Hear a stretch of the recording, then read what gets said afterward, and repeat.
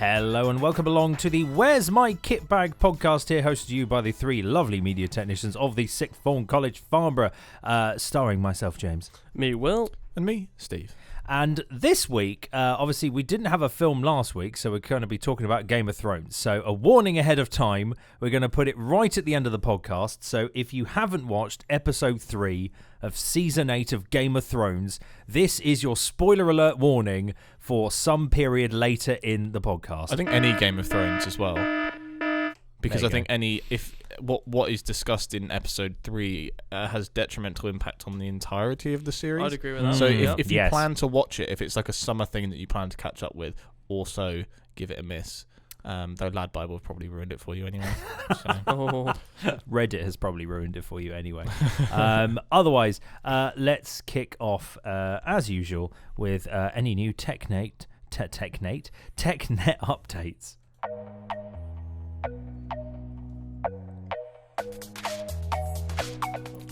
Well, I was thinking about it earlier because obviously we're starting to die down on the uploads at the moment. But as soon as you said that any TechNet update dates, I think that's kind of like a broad term. So one thing I forgot to mention is if any of you are avid readers of the weekly newsletter, that's become a double-page spread now. So if you want to check that out, do go ahead. It's now hyperlinked, which is really interesting. Oh yeah, that was a big deal. So if there's any good news stories, what I'll probably end up doing is hyperlinking any of the interesting TechNet podcast stories in the newsletter. The most recent one actually has a section for news, like this week in the industry. Only because, and you'll see at the, I've taken it out because we're screening a few films, course-based films in the coming weeks. You'll find features for each film. And when they're screening and where they're screening at the bottom of each newsletter. So if you do want to go and see one of the films that you'll be talking about in your exams, it will be on the bottom of the newsletter and you can go and rewatch it. I'm assuming in the Simon Jarvis Lecture Theatre. Yes, indeed. But I will be updating them as and when. But as for that news section, this is more aimed at probably first year. So starting next year when coursework gets high in demand, there's going to be like a casting calls section.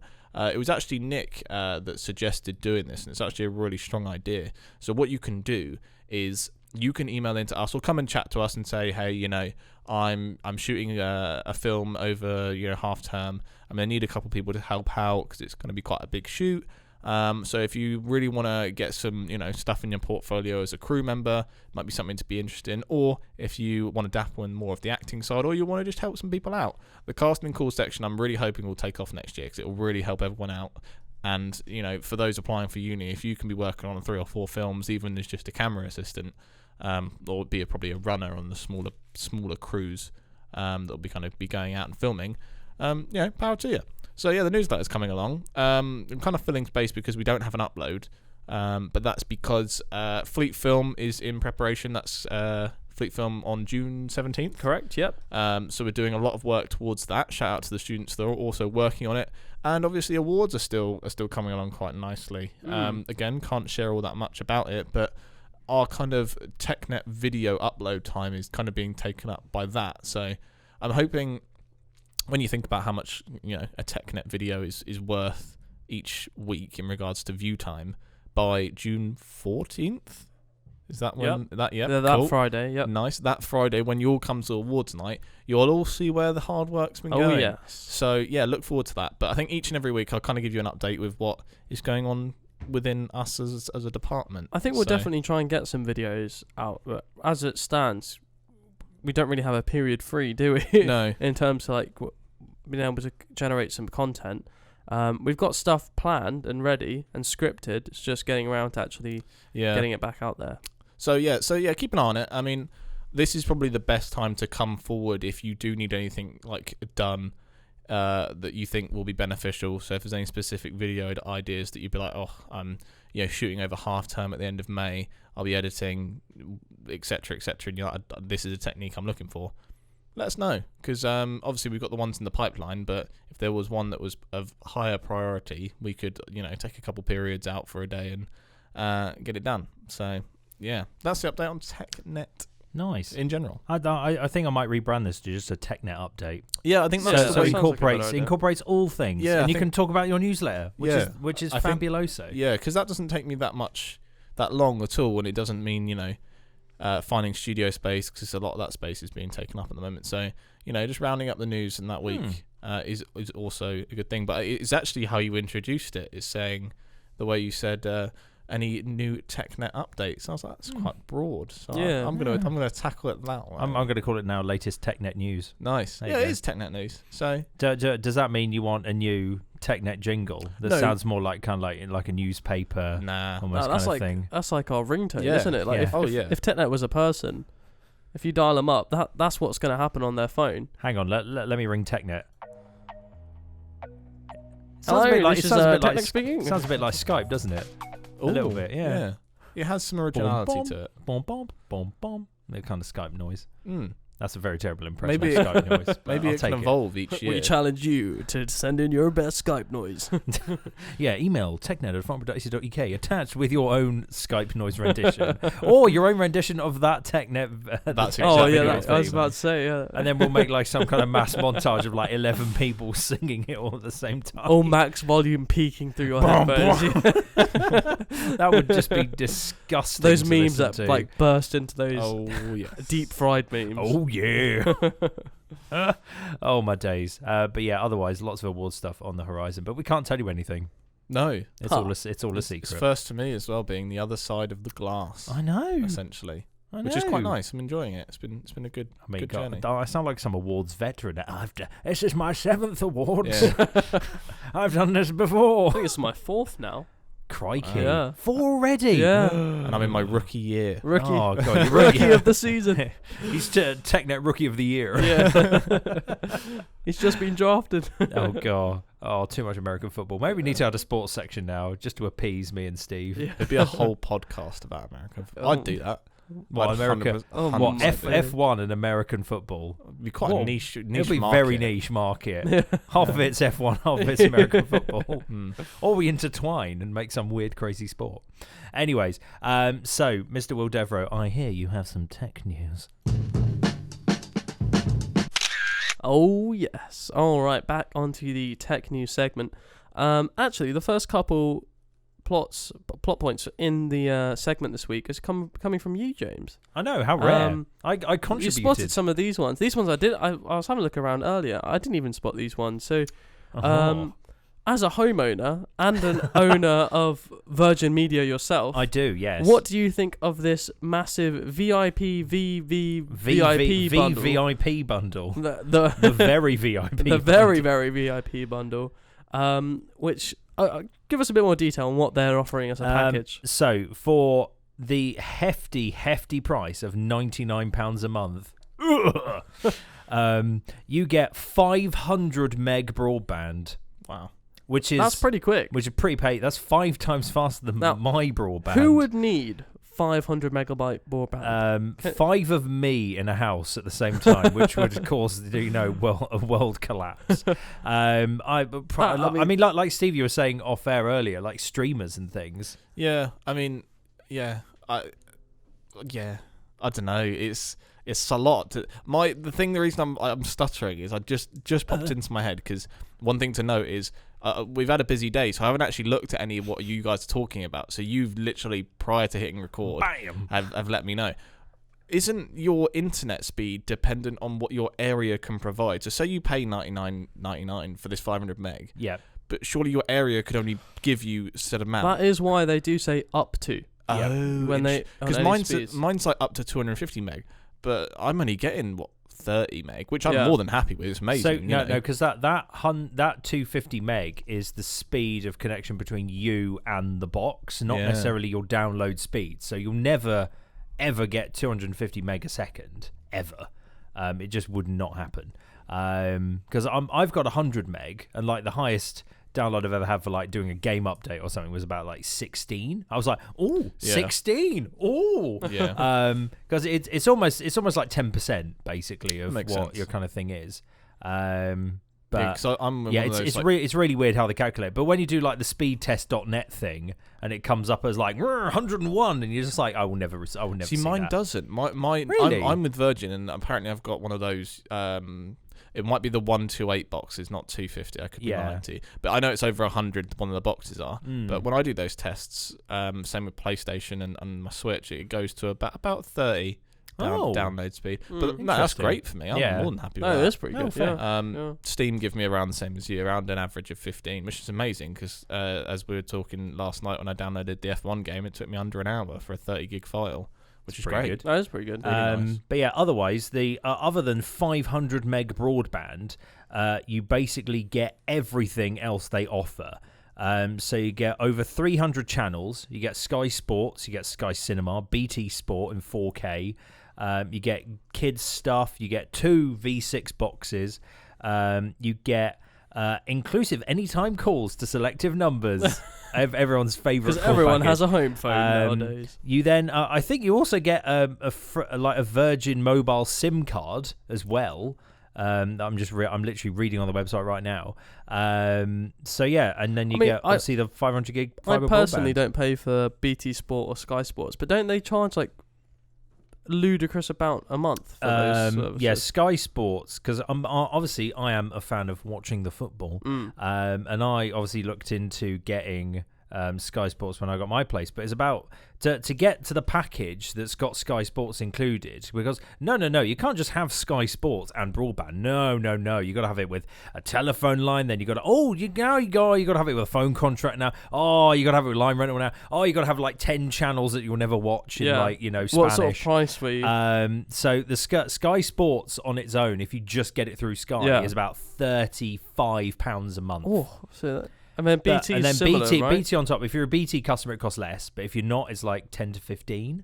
And then, so that's then what? That brings it up to about 50 quid. It doesn't sound all that bad. Yeah, it's a good deal for what it is. But when you see like 99 quid, you're like, bleh. Yeah. It's a bulk summary, isn't it? Yeah, I think it's basically if you had a house of streamers and you basically had like a party house, all you did was watch TV and stream on Twitch. You've got to consider that kind of variable of, maybe a family with 3 kids. One of them's really young, so you got the kids channel. You got a couple of young people. I was going to say a couple of young people that liked playing video games, and then you've got, say, the dad who enjoys the sports. I'm being very stereotypical here. Shame on me.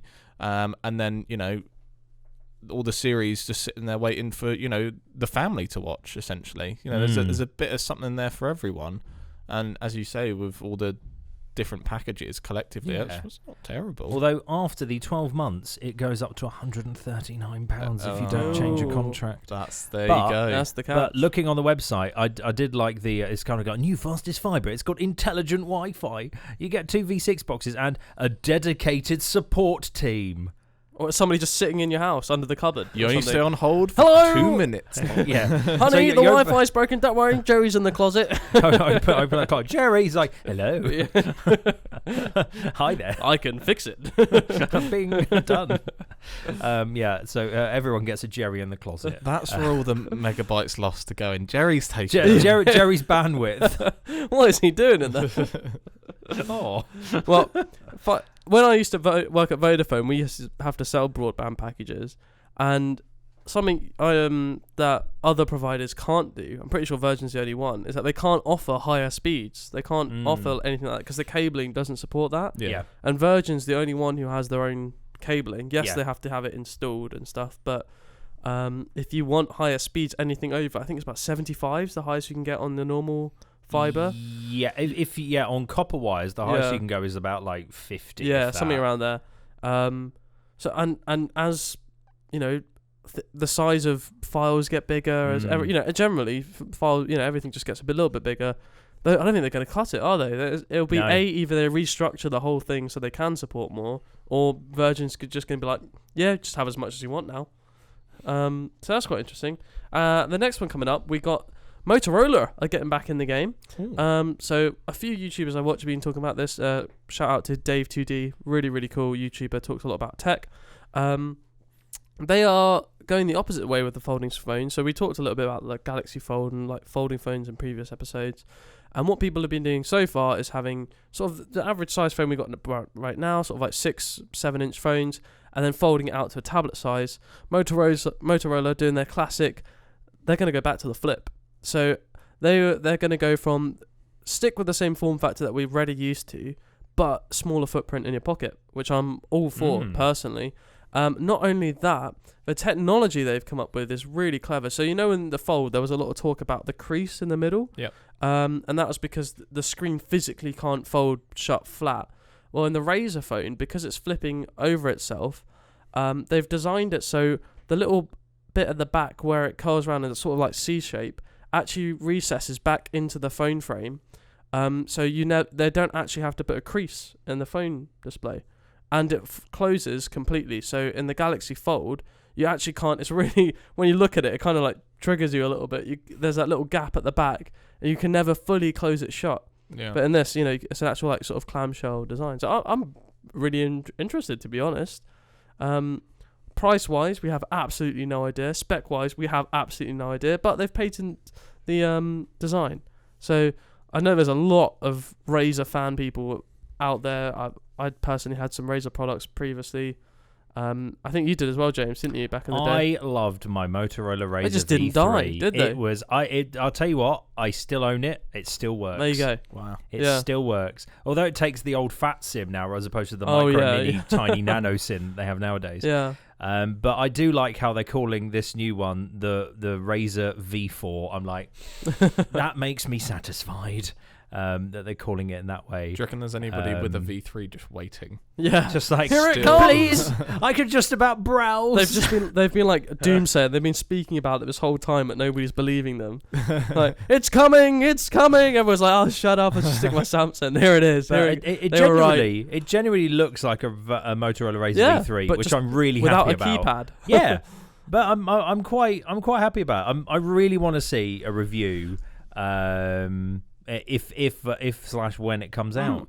I think they've gone the right way about the screen and stuff, because there was so much debacle with Samsung's display and how they've got a sheet of film over it to protect it, but if you touch the film or try and peel it off, it actually breaks the screen. But it's so easy for dust and stuff to get under. It wasn't a finished phone, so no. That's really cool. We'll let you know more on that as it comes out. And the sort of like big topic for the tech news segment today is Disney Plus. So it's now officially been announced as that's what it's going to be launching as, and it is a monthly subscription service. So you pay, I've only got the dollars here, but $6.99, and it's going to be launching on November 12th. So what is Disney Plus? Disney, I'm sure, had the option to partner with Netflix in terms of like releasing content on there. There's obviously been many Marvel shows on Netflix already. You've got like Defenders and all those series. But it looks like they're jumping ship. They're making their own streaming service. And boy, are they going to be putting stuff on there that makes you want to join and not leave. Wow. Trouble is, I already pay for Netflix. I've got Amazon. Yep, same. Yep. Some people have bought Now TV for a little bit, obviously whilst Game of Thrones is on. I'm lucky enough to have the McDonald's still absolutely, in the past, as am I. or else I'm sure many people are. They've Yeah. timed that quite well, haven't they? Yeah. So that's, there's already a lot out there. In America, they got Hulu, which is another huge popular one out there.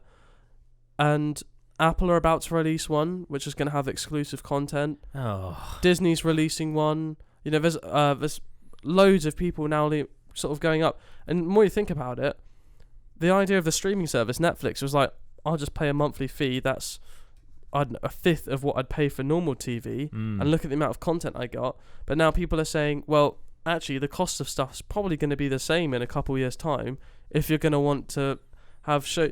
It might be just one show you want to watch, but you've got to subscribe to it for at least a month to watch that show. That's Now TV with Game of Thrones to me. I don't watch anything else. Exactly, you don't care about anything else. I just get it for Game of Thrones. But I only use Now TV for the Formula One. Yeah, well, but there's still one thing that you want to use it for. Yeah, exactly. Which is a right pain in the bum. Yeah, so basically, Disney are going to be having, I think it's about 3 Marvel exclusive series on there, with characters from the Marvel universe that we know already. On top of that, they're going to be using obviously all the rights they've acquired from. So Lucasfilm we're talking about, Pixar, National Geographic, 20th Century Fox, because it's now all owned by the Mouse House. Yep. Nice. This is now it's their domain. You know, if you're a Star Wars fan, you're not going to catch anything on Netflix. You won't get a penny. You know, it's all going to be in one place under Disney's roof. And they said they're very committed to not just showing a Star Wars movie and then you jumping ship. They've already announced a Star Wars Bounty Hunter TV series, which I know quite a lot of people like that sort of realm. They used to have like some Star Wars Bounty games and stuff that are really cool, so they're kind of playing off that. It's going to be the first place for a long while to show Endgame, Toy Story 2 and the new Star Wars before it's released onto any TV or other streaming platform. So if you haven't seen it in cinema and you just want to watch it at home, then that's the place you're going to be going to pick it up. Obviously, yes, it's all Marvel content, Star Wars content, like even things like, I think Monsters Inc. is getting its own TV show as well. Sounds pretty cool, to be fair. Yeah, I mean, they've obviously got a ridiculous amount of money. They've got the platform. Well, they're making the platform. I just wonder your guys' opinions. Like, would you consider having more than, I don't know, 2 or 3 constant subscription services, or do you think I just don't have time for that, or I won't be able to enjoy my money's worth out of that? Because with Netflix at the moment, I feel like I get my money's worth out of that, but I think after I'm subscribed to 4 or 5, I'll be like, oh god, I need to commit to these, otherwise it's not worth it. It's a difficult one. I mean, are you now saying, well, is it stating that then Disney are going to pull everything Disney related from their other streaming, from like Netflix and stuff? Well, they're basically paying their rivals if they don't, aren't they? Yeah. You know, like, whether that, yeah, you're right. I feel like they partnered with Netflix on some of the Marvel shows, so I think those won't be, but it probably means anything moving forward means any Netflix fans won't because obviously receiving Marvel stuff. Big bombshell to everyone will be like, oh, really? I'm only on Age of Ultron for Avengers. I'm miles behind. Somebody said earlier, I don't remember who it was, shout out to whoever did, somebody said they've got Avengers fatigue. Oh, I've had that for a while, so I'll get around to it. So like the hype for Endgame's not there for me, but you know, I know Ultron is on Netflix, so would you see all that pulled? Like that's my curiosity. I mean, when Game of Thrones ends, I'll cancel my Now TV subscription. If something comes up that I like, as you say, I'll pay for it for a month or 2, because the whole £1 an hour theory just comes back into it again. Yeah. If I get the hours, £1 an hour average out of it, yeah. If it doesn't, no. Like, it's a tough one. Yeah. It's a real tough talking subject. But you know, I've never paid for like a Virgin 600 channel box before, so I've always been free sat. And then Netflix came along many years ago, and I've kind of been sitting on that and Amazon Prime. So I think when they started bringing in on-demand TV, that was kind of the slow decline, isn't it? Luckily, I mean, you've still got, like I said, Sky Atlantic and stuff, but that's obviously moved on to Now TV in terms of subscription. So you're right. It is quite interesting. I think it's a tricky one, isn't it? How much are you willing to pay to enjoy just one show? Because if you're already paying for sort of 3, and then you hear this one exclusive show that you really like comes on, you're like, okay, I just got to do it for this month or something, you know. So yeah, in a way it's nice though, because you get to build your own sort of box set. That'd be cool. I guess. Yeah. You know, you're not being forced by a company to, you know, like if Sky calls you up and like, oh, we've got a deal on Sky Movies now, and start building a package. You're free to enter and leave contracts as you wish, essentially, aren't you? Very true. So that is on the upside. What do you think, James? I mean, if you've got, right, so Netflix is what, about 8, well, what is it nowadays? It went up, didn't it? So it's like £8.50 or £9, something like that a month. Then you've got Amazon Prime, which, depending if you're a student or not, is going to cost you either like $3.99 or another £7. So that brings you up to 16. Then you've got Disney Plus, which obviously price not quite sure, probably going to be similar. It'll probably be $6.99. Probably be $6.99, £7. Let's round it up. So that's what, 16, add another 7. So that brings you to £23 a month on just 3 things for Netflix, Prime, and Now TV $7.99. Now TV $7.99. All right, so let's chuck £8 on top of that. That's just for the entertainment pass. So that's just for the TV pass. That's not sports. That's not the movies. That's just the TV entertainment So pass. if you just want the TVs, it's so that's £31 for all 4 platforms, which is more expensive than getting broadband and a Sky package of the TV channels. Yeah. So it's almost TV hasn't died. TV's moved elsewhere onto an internet platform that you now have to pay a subscription fee for. But I wonder what But it's good in a way because it's not pay as you play, but kind of pay as you watch. Yeah. It's like pay-per-view essentially, isn't it? Like Apple announced their one. I'm just thinking to myself, Right. what on earth can they bring to the table at this point in time that's going to make me want to go with that? Although, pinging on from what Steve was saying earlier, would Netflix have all kind of Marvel things pulled from it? Maybe not, because obviously Netflix would have to pay Disney a fee to have it on their platform. So it's a case of how much will Disney charge another streaming platform to have their content shown? Because obviously they've got to be like, all right, so we're going to lose X amount of thousand viewers because people are watching on Netflix, not our platform. How much loss is that going to give to us? All right, we'll charge you this extortionate fee. But then which will then kind of price them out the market. Yeah, they're losing exclusivity, which is what I think that's the big thing here, isn't it? Yeah. That's what. It's the thing Netflix chucks at the front of most of its shows. Well, that's why Netflix they invested literally billion. I think it was $3 billion they've invested this year in original content, which is good. Because that's really and nice. to hear that as a customer, you're like, hell yeah, that because get my money's and worth. I like how I'm never sort of chucked in my face about advertisements for new stuff. Normally, I just log in and bam, there's a new whole series available. I'm like, whoa, okay. And I like that. I really like that. I think. Yeah, I think the stuff rotates around pretty well. Some people are finding it. They say it doesn't offer a wide enough variety now. I think Prime's the worst out of all of them for content. Personally, I don't really use it. You get. I mean, I mainly use it for Amazon deliveries. Yeah, me too. Let's be honest. Occasionally Amazon Music, sometimes, but it's no Spotify or Google Play.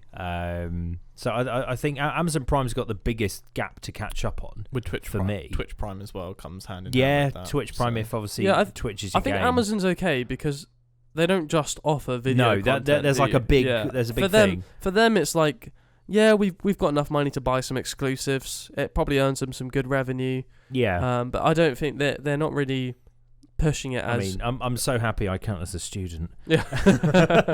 It helps, doesn't it? Oh God, it does. It literally cuts the price in half, which is the only reason I kind of went for it. Yeah.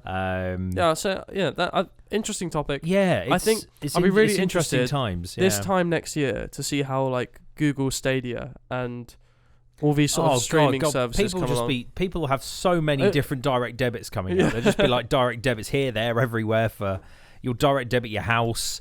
You'll have to direct debit I don't know, games consoles. It'll just be never ending. It'll be never ending credit is what it will be. So I think there's technology's going away from hardware, isn't it? That's for sure. Absolutely. Yeah. I do like physical things at the end of the day. I do. It's like nice owning something. Yeah, I do like a good Blu-ray. Just I know the quality of this is going to be great because there's no buffering. There's no need to if your internet goes down, which let's be honest, it does sometimes. You're just like, well, here's my Blu-ray disc. I remember when I was younger, being in the car going for a long journey. We bought this portable DVD player. Oh, so you'd have to charge up this massive battery. But it was amazing. I'd be in the back. You open it up. You put the CD in. You could watch a film on the go. But now you don't realize it's crazy how you can just watch something on your phone like it's nothing. You can just stream whatever you wanted to straight to your phone. Yeah. It's kind of mind-boggling. They used to have TVs in the back of cars and stuff, didn't they? I'm sure there's still a few of them, but that's what I did when I was at university. Is I'd have, luckily, Amazon. Well, that's actually the reason I was on Amazon Prime because Netflix didn't do it until I graduated university 2 years ago. But you could obviously download stuff for offline viewing. So I was 3 hours away from here, and I'd download a couple films depending on what I was feeling. So I wouldn't get on the train and have to watch something specifically and I'd be good for 3 hours. I'd have something to watch that was full HD and wasn't an issue. Exactly. It was pretty impressive. Now you can even download Netflix now. I don't know how long that's been around, but it wasn't around when I was at uni. So ridiculous. Quite impressive. Yeah, so that just about rounds up our little segment. That was quite a good chat, guys. I enjoyed that one. But That's good. Well, on to the future. On to the future. Well, season 2 of Where's My Kit Bag for next year. We'll discuss it at this time next year. That's a good idea. See how Disney's doing. That's crazy. Next year will feature the release of Stadia, the release of Disney Plus. Yeah, God, we're going to be busy, this aren't we? Academic year, I guess. Yeah. Still season 2. Yeah, it'll be season 2. Be season 2. Look at us. Who gets killed off? Oh God! Oh, we're not Game of Thrones. That's in a minute, Will. That's in a minute. Otherwise, so well, we're moving Tune of the Week forward a bit. So obviously to have all the spoilers at the end of the episode.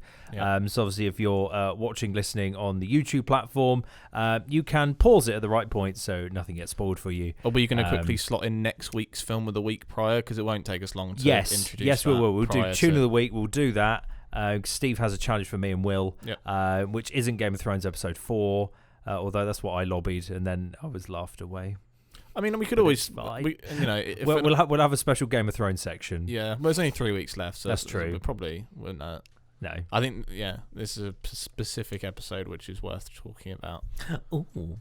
Otherwise, so Tune of the Week this week. What have I been listening to? Now, I found this song on Thursday, ironically, the day after last week's podcast, and went, "Oh my days, why did I not pick this? This is so much better." It's a song by an artist called Audion, and the band Echo Smith, who you might have heard of from their song "Cool Kids," which got in the charts like about 2-3 years ago. And it's a song called Favourite Sound. And I must say it's full of my favourite sounds. It's quite, I know, terrible pun. It's quite dancey. It's very upbeat. It's got a really good vocal hook. It's just great. I really love it. It's one of my favourite tracks I think I've put on Tune of the Week. Because I couldn't stop listening to it for a good hour the other day. And I was just like, yeah, maybe I should stop this so I don't get sick of this now. That's the worst, isn't it? Oh, God, when you it's find the that worst. amazing song and you have to put it on repeat, and then the next day you're like, I can't do it anymore. Just like, I can only listen to this once. Ooh. And then you love it again. But yeah, so that's Audion and Echo Smith, favourite sound. There'll be a link in the description on both SoundCloud and YouTube, so go steal it from there. Otherwise, it might copy over to Spotify and iTunes. It might do. But yeah, I'll put a YouTube link so you can click it, and boom, there it is. I'll also put it on the Where's My Kit Bag playlist as well, so you can listen to all the previous tunes of the week, all in one big hit. Nice.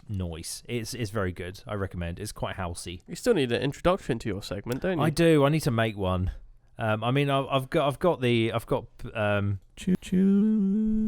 of the week. I've got Pitch Shift Steve, or I've got Tune of the week. I shouldn't have said anything. Yep, they're still there. I just think I need to create something cool. But yeah, you know when you're kind of sat there and the brainwave hasn't happened. Yeah, the brainwave has not happened. We need the Pearl and Dean theme tune of this. Not necessarily that one, but we need the hit like that. Need the Pearl and Dean of music. Exactly. Is what we need. Otherwise, right, moving on, let's have a bit of film of the week before we talk Game of Thrones. So, I had an interesting weekend. I felt a bit under the weather, so I watched 3 films. I was really tempted by Sound Violin, but then I think that's more a success. No, it was good. Watching 3 films. I watched the first film is the film of the week I'm challenging you to, which I'll get onto in a moment. I checked out. My girlfriend was like, "Have you ever seen The Fault in Our Stars?" And I said no, and the rest is history. It was good. Instant savage review from Steve. Out of 10. I was going to say 6. I'll say 7. But 6.5, put it in the middle. Yeah, only because the conventions actually stopped me getting emotional. Like, in regards to how the sound was, how some of the shots were constructed. It was very technically cliche, which kind of stopped the emotion. It needed to be more raw. It can feel a bit cringy sometimes when that happens. And the story was actually really impressive. I thought it was going to be, girl meets guy, one of them, dies. Sad. But no, it was all right. It was good. What a 10-second review. Spoilers. I mean, the trailer gives that away. So it's been out for quite a while. Yeah, and then the other one was Wreck-It Ralph 2. Needs no introduction. Great little film. Not as good as the first, but solid. Still solid. That's like up there at like an 8. That was great. Oh, nice. But it's an animation. It's a bit of praise. fun. The first film that I watched was actually, it's a British mystery. It's called a mystery thriller. I'd say it was more of a mystery horror. A mystery horror? Came out in 2017. You can find it on Netflix. It's called The Ritual.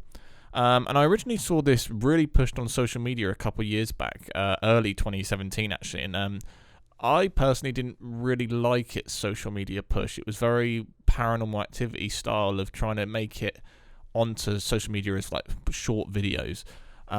It's slightly comedic. As for, I don't know if you guys really know how bad horrors do on IMDb. So like an average review on IMDb, Rotten Tomatoes, etc. is actually pretty good for a horror because they don't really like it. It's got a 6.3 on IMDb, 73% on Rotten Tomatoes, and a 3 out of 5 on Empire, which for a horror is actually all right. I've just found it on my Netflix app, and apparently it's an 89% match for me. Yeah, it's a cool little film. I mean, add it to my list.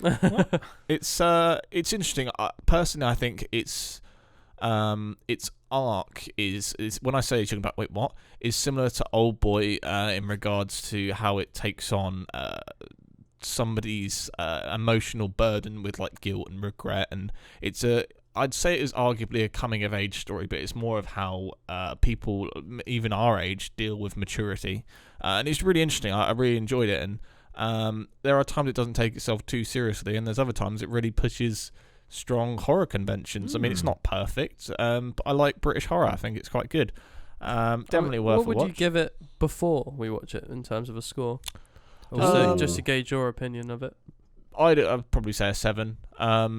Only because I can't really go into why. Yeah, that's fine. That's just the score. But a 7. I enjoy my horror films, and most of the time I was like, it's over, cool. I enjoyed it, But no, I was really intrigued, and there was a couple of times where Jade, my girlfriend, was like, I really don't like this. I want to turn it off, like, because it does get real tense, and it's really personal.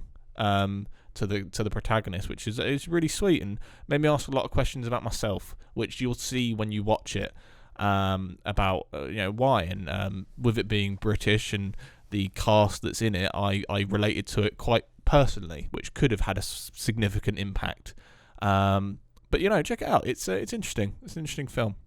Nice. So that's The Ritual, available on Netflix now. The Ritual, available on Netflix now, and you'll recognise a few of the cast members on it, which is cool, nice, just nice. You'll recognise a few faces, so enjoy that. Cool. Thank you very much. So that's our challenge for next week. I can do it. Can you, Will? Oh yeah, damn straight. It's not a long film, and most British horrors aren't too long. I want to say it's under 90 minutes, so you should be all right. A nice easy chunk of time. I'm going to quickly check that. I'm probably going to get that wrong now. I bet it's going to be 1 hour 31 now. Yeah. Just to really hit it home. Typical. If it's 1 hour 31, I'll be so impressed. Oh, it's 94 minutes. 1 hour 34. So close. But still, that's nice. That's good. Time. Now, obviously, the end of the podcast. I'm going to play this again. Spoiler alert, Game of Thrones, Season 8, Episode 3. Oh. The big old battle that made Helm's Deep look like two hamsters having a little fight in a cage. Who wants to start? All right, I've spoken. Yes. Steve, you've made noises. It's over to you, my friend. I mean, over to Steve. I enjoyed it. I mean, I'm not one with the books, so all that kind of laws there. I really enjoyed it.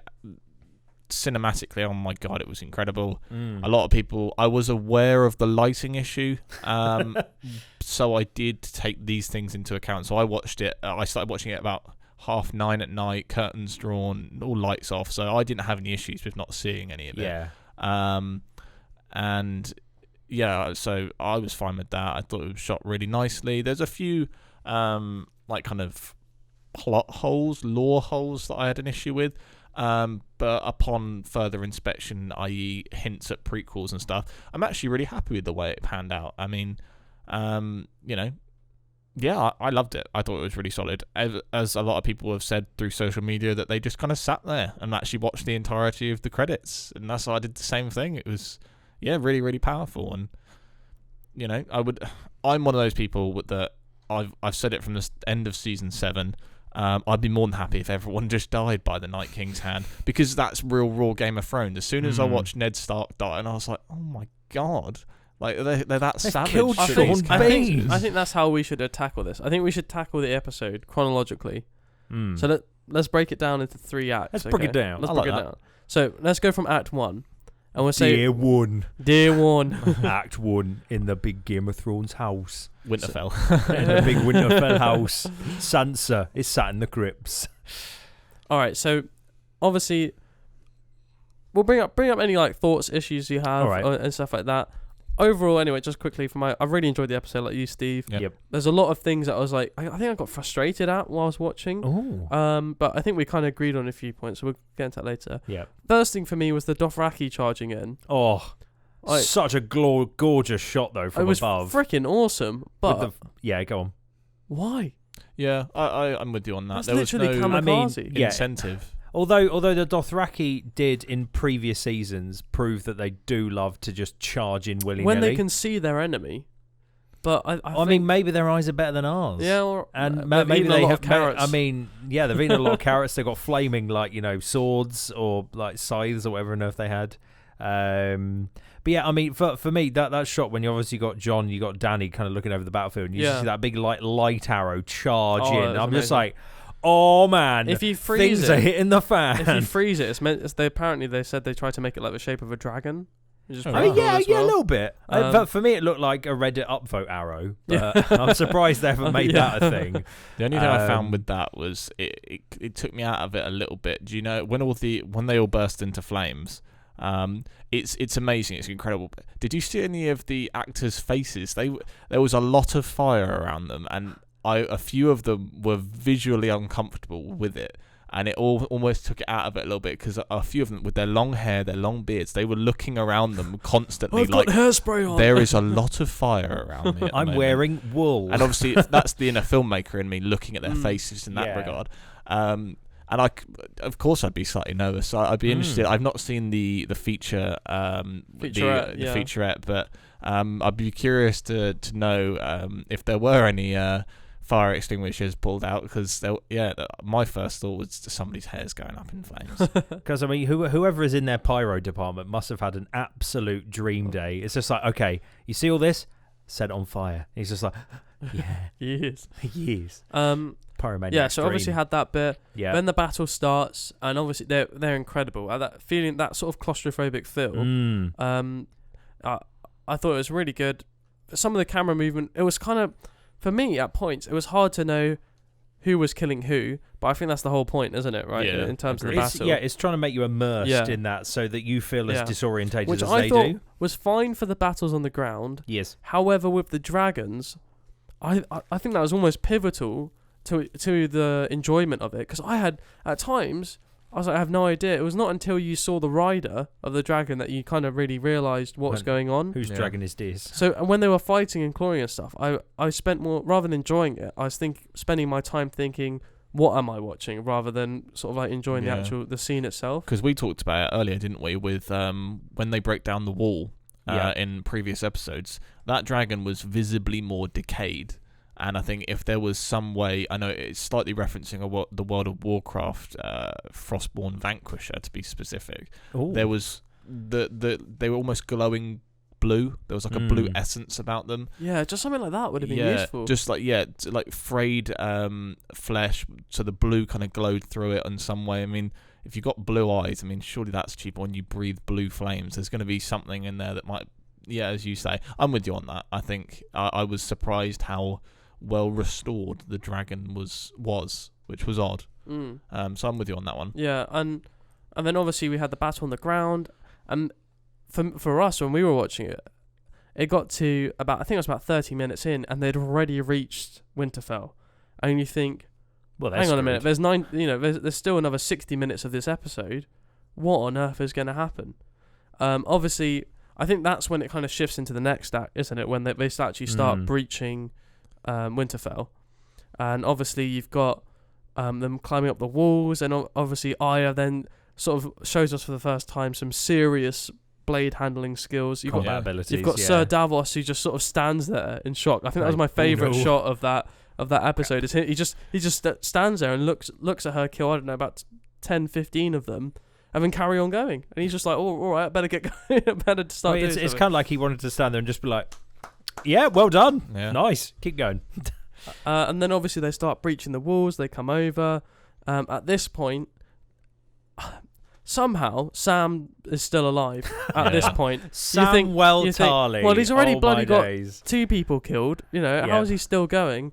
I'm amazed. And then even as it continues, there's other points where you're like, okay, that's got to be it. He's on the floor with them on top of him at this point.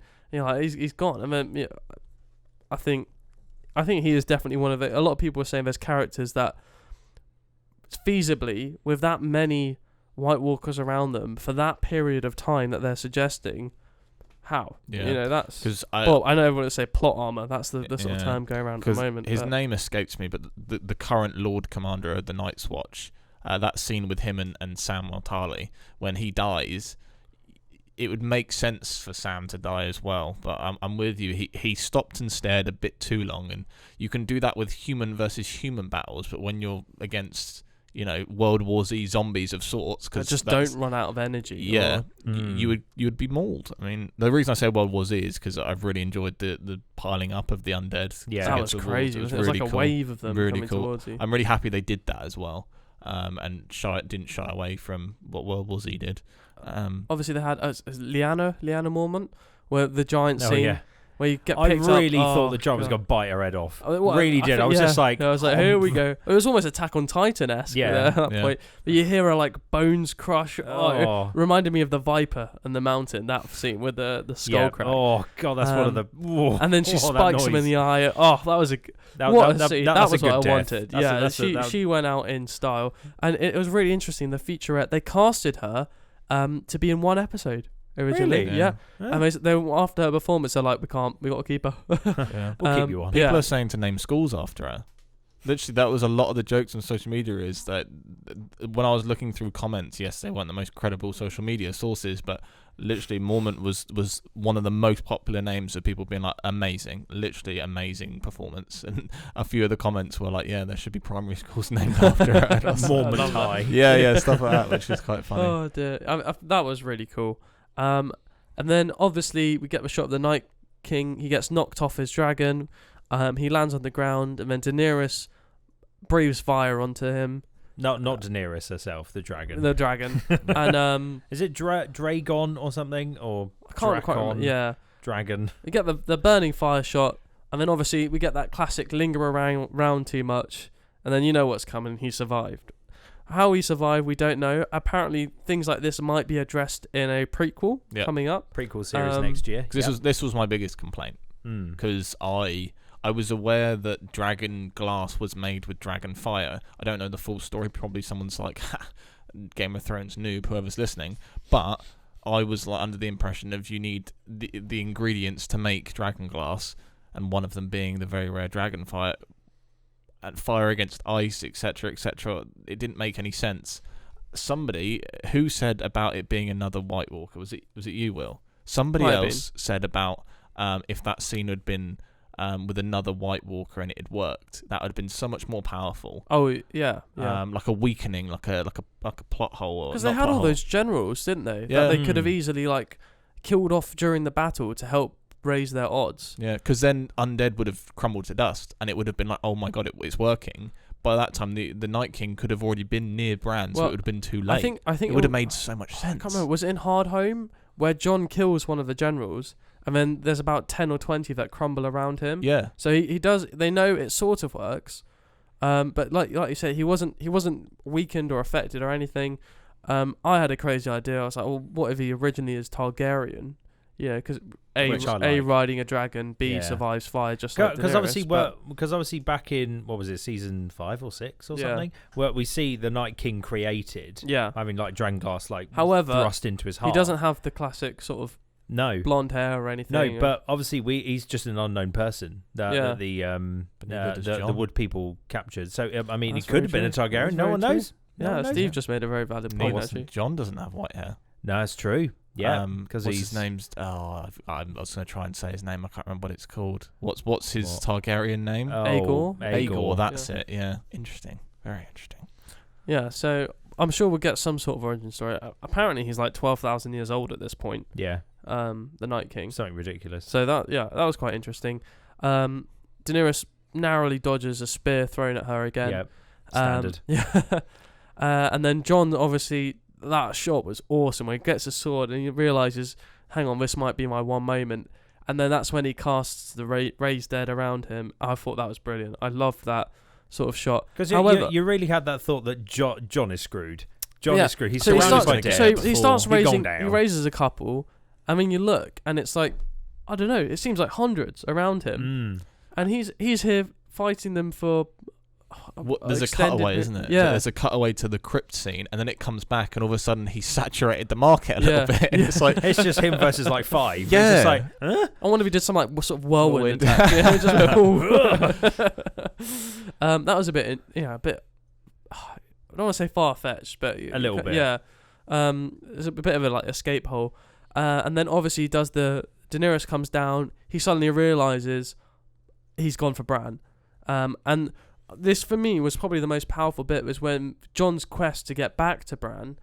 As he was going through, we go through the Winterfell courtyard. We see Jaime, Sir Brienne, Brienne, Sir Brienne, and up against the wall. Don't forget Podrick. Podrick was there. Yep. Shout out to him. But they were there for a good half an hour. Yeah, That was so constantly so they're fending off slicing off. people. He's running through. You see Sam literally on the floor crying at this point. He literally is flailing. His arms aren't moving. He's there and he's actually just crying on the floor.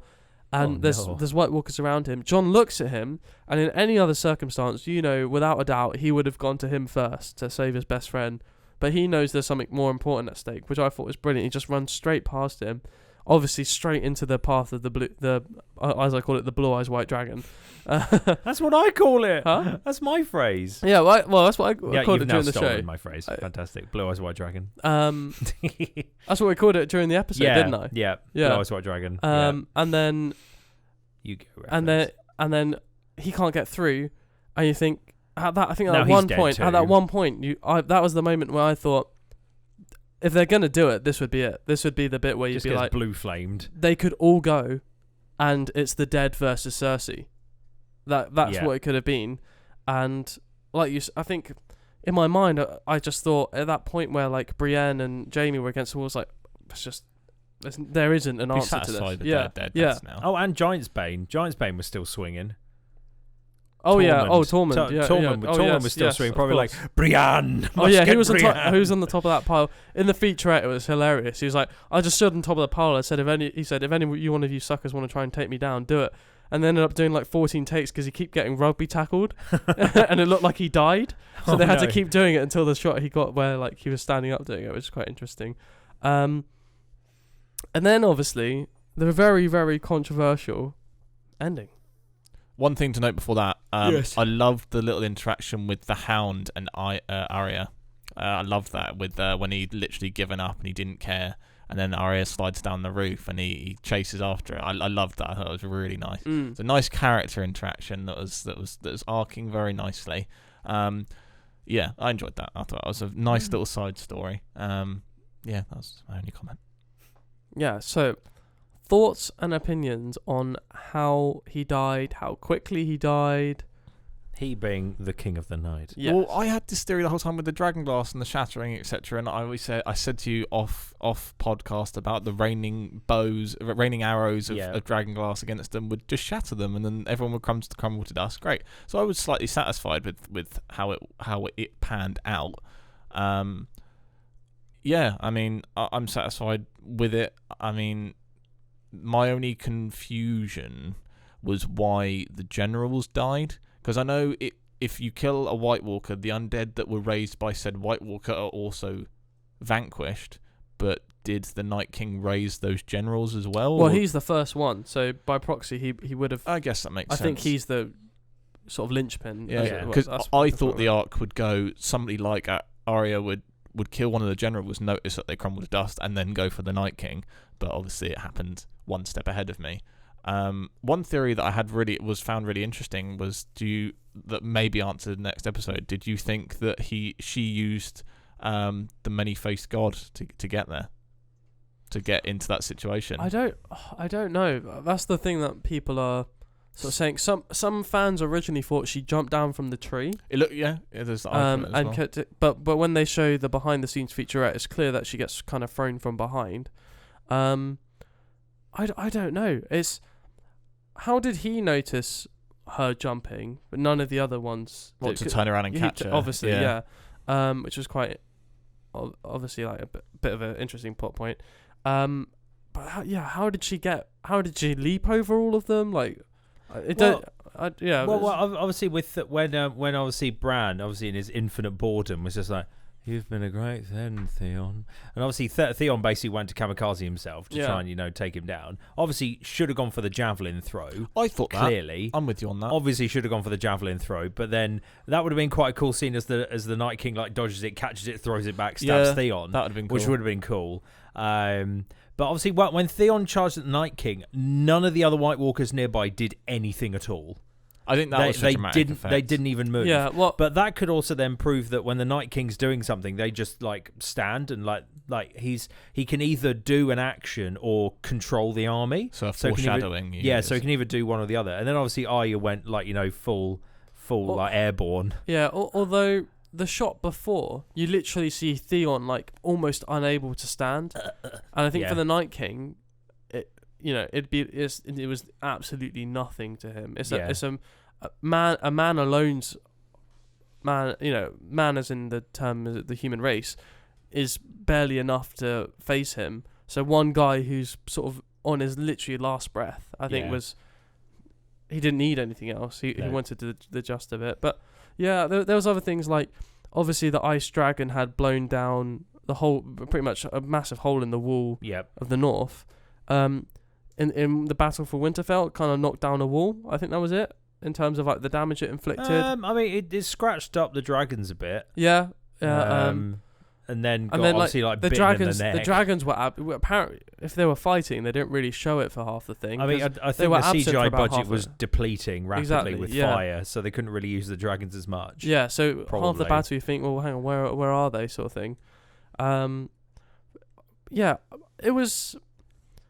I'm not too sure where I sit with it, because if all these characters survived, then I just hope they play a really big role in the coming episodes. Yeah. I don't want it to be. Yeah, they've kind of. They've got to justify their survival. I don't want them to now be in the next episode, and that for them to go, if they do go, just I think that was the right place for some characters to go, especially in the previous episode where they're around the fire singing.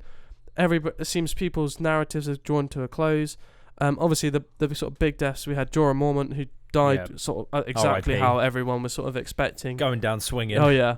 Melisandre. Melisandre, who was I've got to say, lame death of the episode. Yeah, well, she Red promised. Witch She said, I'm dead now. She said, "Oh, I'll be dead by dawn," and then wasn't killed. So she was like, "Oh, quick, better go kill myself." That was her issue there. She made the wrong promise. Oh god. I mean, for me, all star, like kind of like the all star performance, I think was Arya. I think all star performance. Yeah. Jorah Mormont going down swinging. All-star performance for me. Yeah. I think worst performances, Samwell Tarly should have either died or hid in the crypt. Yeah. Get in the crypt. And also worst performance, Bran. Yeah, didn't get that. All Bran did was take over some crows to find where the Night King was, be like, "Oh, I'm over here," and then just kind of go, "It's a tricky one." He didn't even say thanks to Arya for killing the Night King. How disrespectful! It's a tricky one because there's something deeper going on that no one knows. Physically, in the episode, he didn't do anything. Yeah. Although, arguably, he kind of orchestrated everything. Yeah, because there's loads of theories that say that he's a time traveler who's trying to fix a mistake he made, where he's actually the Night King, which I think is incredibly far-fetched. But you're kind of like, well, why does he keep trying to? Because obviously, when he goes back to, and obviously Hodor becomes Hodor, he kind of doesn't know his powers. So maybe in the future, when he does know his powers, maybe he's trying to like hark back and control himself almost to try and orchestrate things to fix it, and then the Night King dies, where in an alternative world the Night King doesn't die, but for some reason Bran survives somehow. Yes. But it's weird. It's like he has a job but doesn't have a job, and I don't know what's going to happen really. Is he just going to end up on the wheelie throne or something? Who knows? He'll have his own throne of just wheels. Yeah, so I think for me, I'd give it a 9 purely for technical achievement and Arya's performance. Personally, that's where I'd put it. Yeah, Steve? I'm with you. I mean, many, like, there's almost an infinite different ways that could have gone down, and I would have probably still been satisfied. So yeah, I'm with you at a 9. Only reason of not being a 10 is likewise, I feel like a few more characters should have perished, and I also would like a bit more clarification. One, of Aya of getting into that situation as we discussed, and two, a bit more story on the Night King. But obviously, that is talking about that episode specifically referenced. Obviously, I'm a bit happier now knowing there's a potential prequel in the way that kind of addresses that and who he was, etc. Obviously, I know the Children of the Forest had a pivotal role, but yes, they created this person, but who is this person and what's he been doing for 12,000 years? What was his motives, you know? Yeah. More about his character, because he was so... they've been built up for 80 hours of TV time, essentially, give or take. And not saying a word. Yeah, and not really knowing all that why, you know? Yeah. I mean, awful comparison, but, you know, with World of Warcraft and the Scourge and the Lich King, there was motive, and it made sense, and, you know, the Cursed Blade all was like a demonic corruption. It all made sense, you know. There were motives and incentives and stuff. The Night King, not so much, besides want to kill everything that lives. It's like, tell me more. And they've never been a series that have kind of hidden stuff away that doesn't get revealed later. So who knows? I very much doubt we'll find out more during the end of this season about the Night King, because they've got much bigger problems on their hands as it stands. But yeah, and I'm happy if they don't. Yeah. You know. Yeah. I really want to know what happens next. Bring on Monday. Yeah. I think we all do. Yeah. Bring on Monday. I think there'll be an episode of planning, then 2 episodes of something going down. Some form of... Yeah, there's a big filler episode on its way. Yeah. Well, it's basically, let's go to the Iron Islands. It'll just be them on a boat for some time, or flying on a dragon. But they've got no army left. Yeah. They've literally just got, like, the champions almost. What was your opinions of it finishing in 1 episode? The Night King being killed. The Long Night being 1 episode. Because it was 90 minutes. It was essentially a film. Yeah. A film for 1 climax scene. Obviously, give or take. So I think if it had been 2 episodes, I'd have actually been slightly, as I said with Avengers fatigue, you might even be slightly, you know, Long Night fatigued. Yeah. So no, I think they nailed it. You know. Yeah. You know. Yeah. Cool. I agree. Well, 1 episode was fine, especially being a 90-minuter. Yeah, especially when, you know, they broke down the wall, last episode of season 7? Yes. It's the last thing you see, and that's still, you know, 3 hours it's taking them a while to, like, you know, charge their way to Winterfell. You're seeing Jon Snow get up to the wall in, you know, a scene. Fast travel. How's it taking him 3 episodes to get down there? So I think it's well warranted. And if you don't pass Winterfell, you know, it's not a big fortress, and it's a big fight. You know, fights don't last days, especially when people are dead. And by that I mean the undead army. So yeah, no, I'm satisfied. with everything that happened. So, you know, everything can be picked on and dissected, and, you know, eventually made to be bad. But at the end of the day, it's a fictional series. So you can only say so much. You know, Yeah. We're not Bran. Yes, I'm Bran. Is that a 3-eyed Raven reference? Yeah. Excellent. Loved it. But yeah, so that's our summary of Game of Thrones, season 8, episode 3. We'll probably chat about episode 4 next week as well, along with my film reviews. Why not? Have a little bit of chat. Apart from that, this has been a much longer than normal podcast because of all the Game of Thrones-ness. Yep. So now it's all out there. So yeah, if you've got any comments or thoughts, please feel free to contact us on our social media, which is what, Steve? At F6 Media Film on Instagram and Twitter. Or if you want to, you know, be a bit more direct, you can email us at technet@farmer.ac.uk or come and see us in the edit suite. Boom. If anyone does put any comments on YouTube or SoundCloud, etc., then we'll happily read them out next week. Oh, I like that. Yeah. If anyone's got any thoughts or opinions, well, we'll make a little thoughts section. Be quite nice. Otherwise, this has been the Where's My Kit Bag podcast. I've been James. I've been Will. I'm Steve. And tune in next week for more Where's My Kit Bag podcast. Thanks for listening to the Where's My Kit Bag podcast. Please feel free to drop us a comment about anything you want us to cover in the sections below, or hit us up on Instagram or Twitter. We're at F6 Media Film.